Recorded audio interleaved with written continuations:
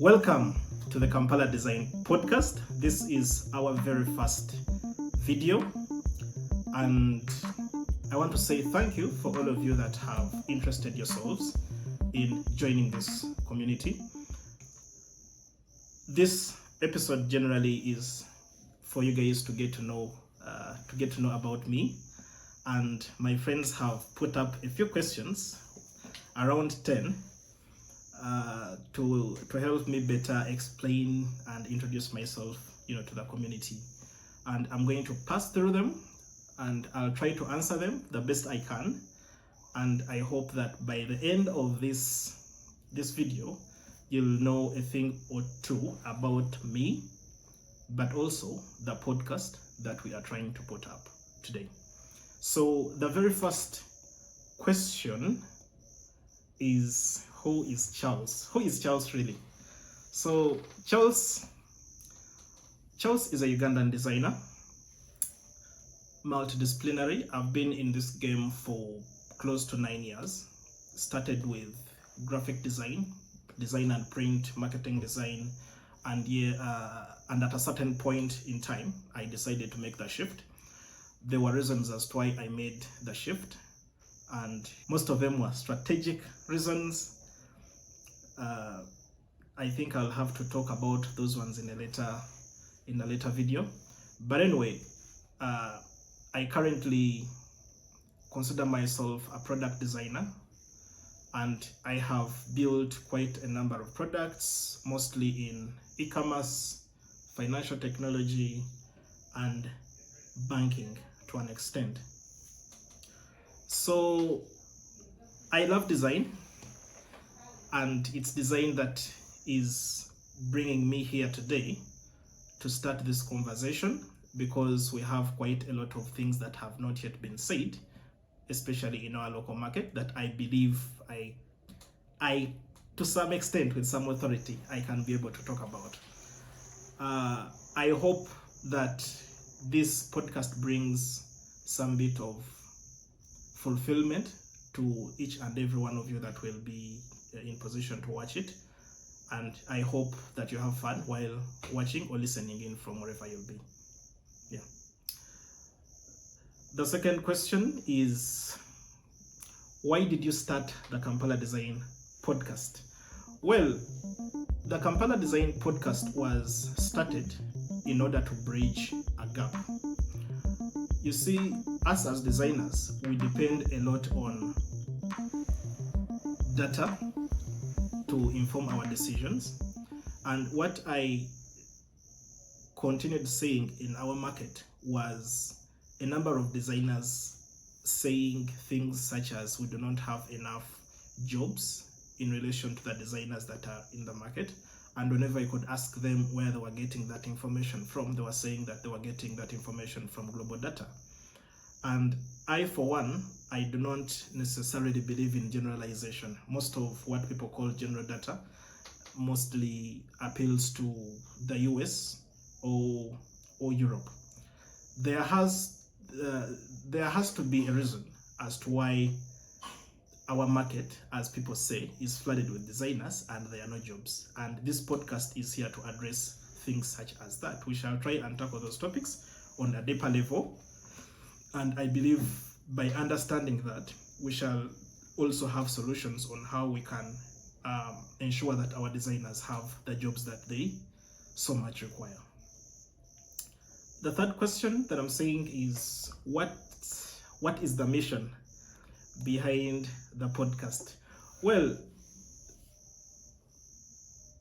our designers, depending on the cultures locally,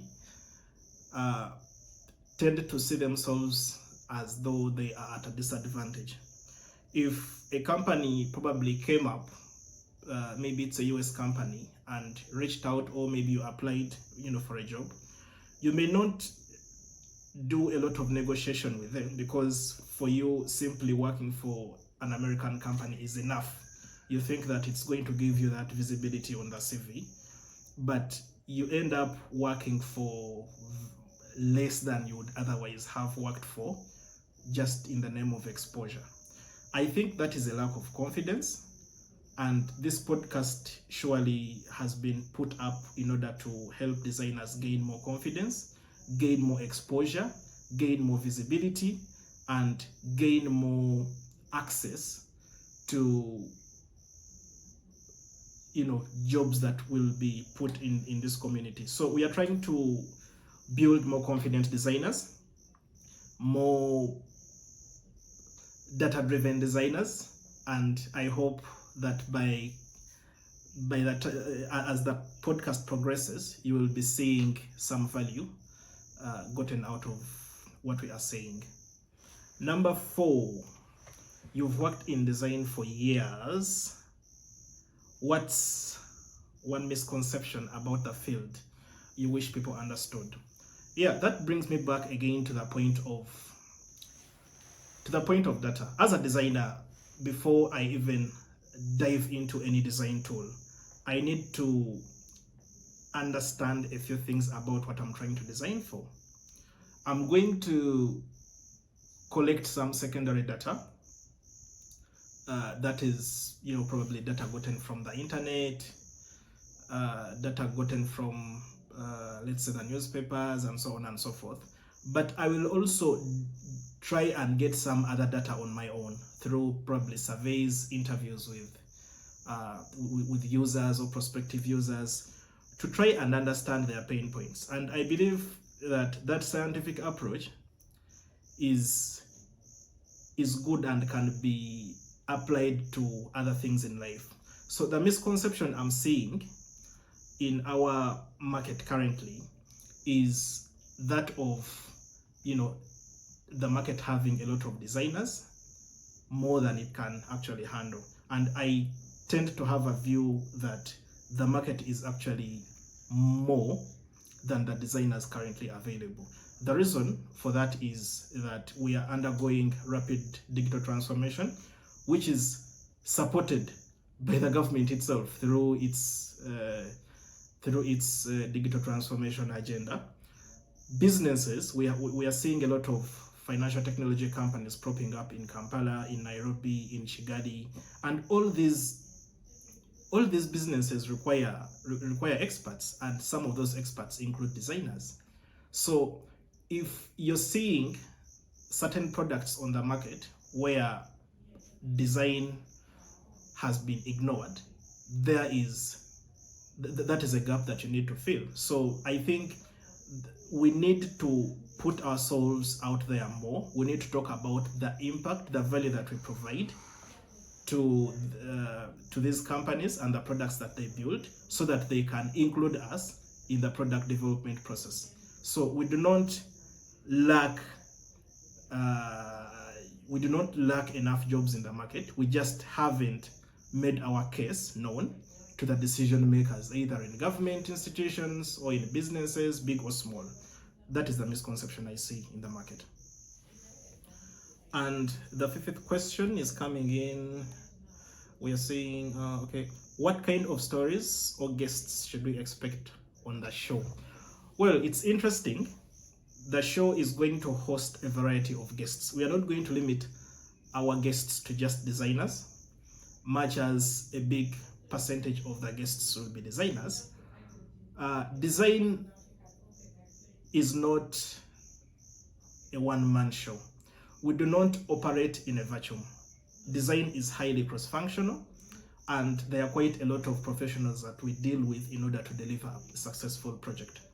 So we are talking cybersecurity, data analysts, we are talking product managers, and so on and so forth. So we shall try to bring in tech professionals in their different fields, most of which collaborate with design to deliver different projects.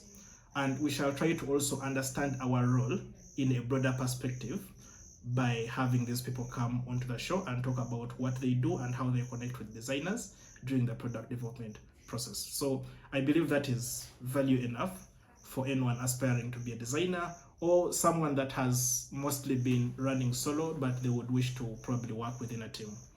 So that is some of the value that we shall be providing on the podcast. The next question, you mentioned collaboration a lot.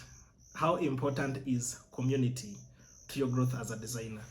Well, I have basically been groomed by the community.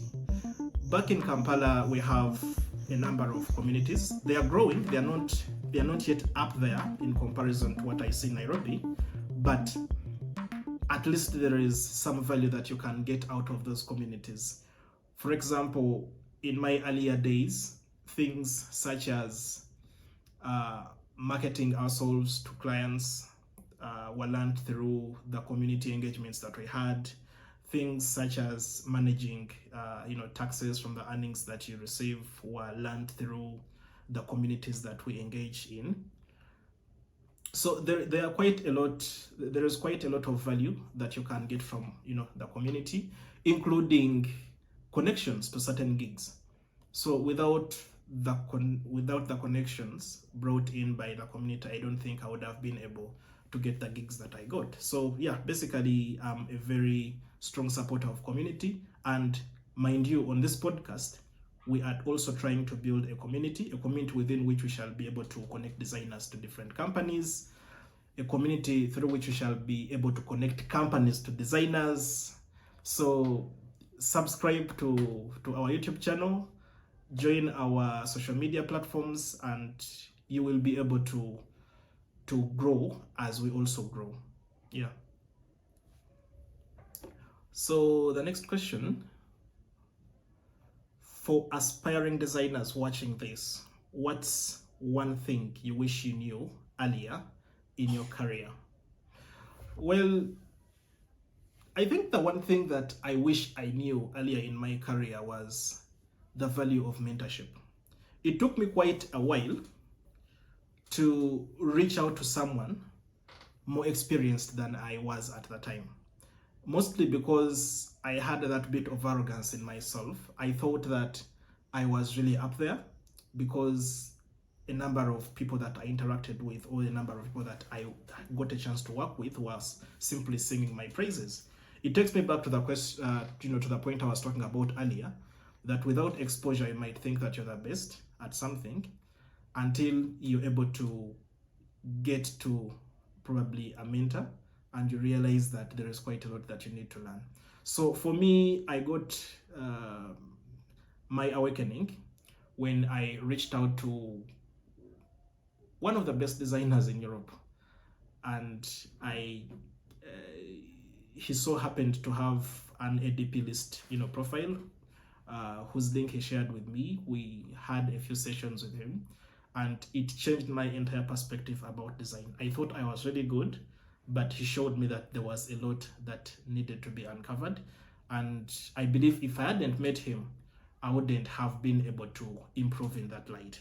So that is the advice I would give earlier designers. You must get into mentorship early on. You should accept the fact that you do not know much as you think you do, and let people that have made mistakes during their career path advise you, such that you don't fall into the same troubles. I think that is good enough value that you can get from them. Yeah, and the next question I'm seeing here is, what makes Kampala Design Design scene different or exciting to you? Well, the Kampala design scene is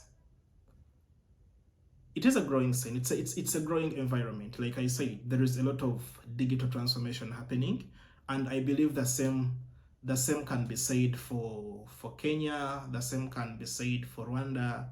The same can be said for most of these African countries. We are undergoing a lot of digital transformation, and part of the professionals that are required to drive this change are designers. So I'm confident in the Kampala design scene. It is growing rapidly. I'm very excited about the different communities propping up. I'm also excited about the different investments being made, investments in shared spaces, investments in the podcasts I'm seeing propping up in Kampala, podcasts propping up in Nairobi, and so on and so forth. So yeah, I'm proud of what we've achieved so far.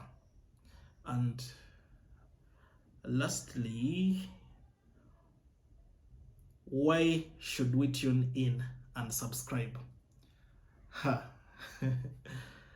The Kampala Design Podcast is not your usual design podcast.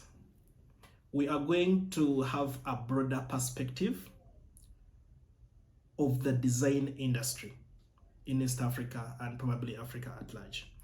We are going to talk about things such as intellectual property, because that benefits creatives, and designers, as you know, are also creatives. We are going to talk about current trends in terms of the collaboration tools people are using, in terms of the design tools people are using. We are going to talk about government policy depending on the country you live in. We are going to talk about cross-functional roles, mostly those that collaborate with design. We shall try to uncover the differences between the working environments that the designers operate in. We shall try and understand the different needs of the different types of stakeholders, the stakeholders in startups, stakeholders in design agencies, stakeholders in well-established technology companies. What is it like for a designer to work in such environments? So I don't have to say much for you to understand that there is a lot of value you're going to get from following, subscribing, and watching and listening to whatever we shall be putting out there. There is a lot of value that you're really going to get there. So I advise that for designers, founders, well-wishers, and these other people, the data analysts and so on, that could be having an interest in how design functions, or they would at a certain point want to get into design, this is the podcast for you. So subscribe and you will get all the value that you need from this podcast. So understandably, we have come to the end of the questions that were asked of me, but I want you to know that we are going to be here for quite a while to make this ride worthwhile for you. Just follow us on our social media platforms, subscribe on YouTube, follow us on the different channels where you listen to this podcast from. We are available on Spotify, Apple Podcasts. Yeah, you can watch us on YouTube, and we shall always be here to give you the value that you require. Yes. Goodbye for now, and see you in the next video.